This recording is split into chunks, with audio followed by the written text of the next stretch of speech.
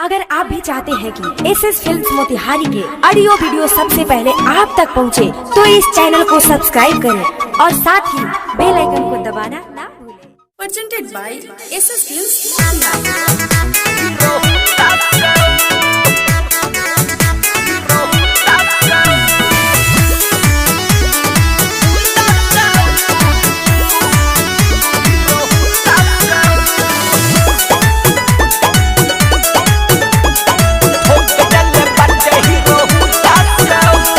रहे स्कूलवा के छुट्टी दूर दिले बाटे स्कूटी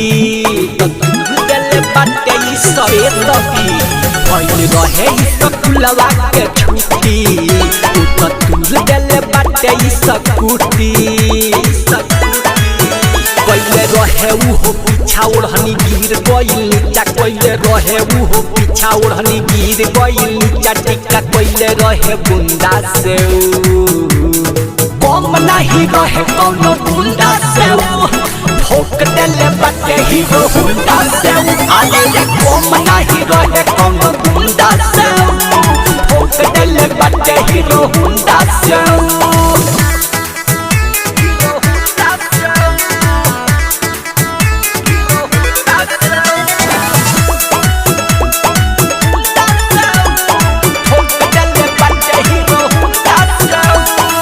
हमरा के अखियाऊ मारत रहे सोना जानू त मुहवे पक है सखी रे वो कदा के दिहनी ना लहे लाइन मारत रहे उ जो है तो है ए सखी हमरा के अखियाऊ मारत रहे सोना जानू त मुहवे पक है सखी रे ओ कदा के दिहनी ना लहे लाइन मारत रहे उ जो है तो है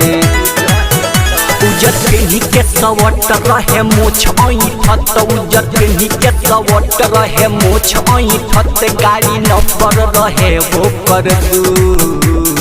कम नहीं रहे कोनो गुंडा से ठोक देले बाटे हीरो गुंडा से आले कम नहीं रहे कोनो गुंडा से ठोक देले बाटे हीरो गुंडा से